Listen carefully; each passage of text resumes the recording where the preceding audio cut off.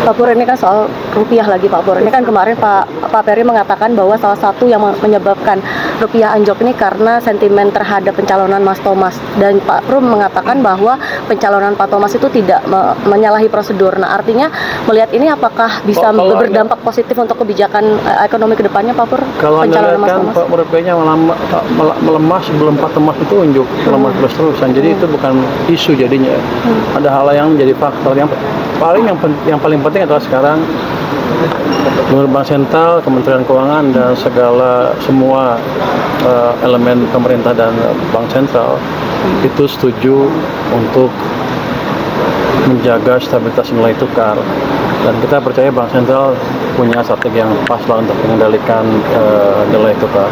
Kan kemarin juga udah menguatkan, harusnya sih kalau perkiraan saya nggak salah hari ini juga akan menguat terus. Karena fundamental ekonomi kita diperbaiki terus dan akan semakin membaik ke depan. Jadi Anda nggak usah khawatir. Pak Pur, kemarin pas pertemuan dengan Pak Basestek di sana, pertemuan dengan Pak Basestek di sana itu kan juga ada Pak Dasko ya. Mungkin ada arahan dari Pak Dasko terkait dengan rupiah melemah atau mungkin terkait dengan nggak ada.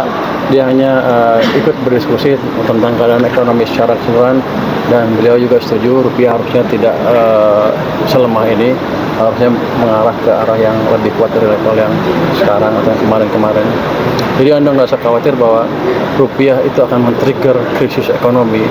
Jauh dari itu, karena fundamental ekonominya masih amat baik, apalagi kita udah sinkronkan kebijakan kita dengan otoritas moneter. Jadi ke depan ekonomi akan makin cepat. Investor akan merealisasikan rencana investasinya, yang asing juga akan masuk ke ini, rupiah akan terus menguat. Anda lihat pasar modal kan menguat kencang. Apa perlunya buat kita? Karena banyak orang bilang nggak ada hubungannya kantong gua, kata. Pasar modal semacam bendera ke investor seluruh dunia. Di sini ada perubahan positif yang terjadi. Kalau nggak ada kenaikan pasar modal yang kencang seperti itu, investor nggak akan lihat sini. Tapi begitu lihat, oh ada perubahan nih, dia mulai lihat fondasinya betul apa nggak membaik. Itu udah modal yang bagus sekali. Kalau nggak dilihat kapan mau masuk, tapi begitu dilihat kita membaik betul, dia mulai masuk. Jadi Anda jangan menganggap gak penting pergerakan di pasar modal, karena itu bendera ke banyak investor.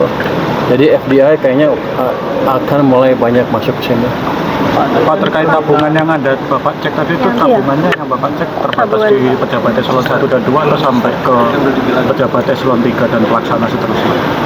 Saya punya akses untuk pejabat saya, semuanya.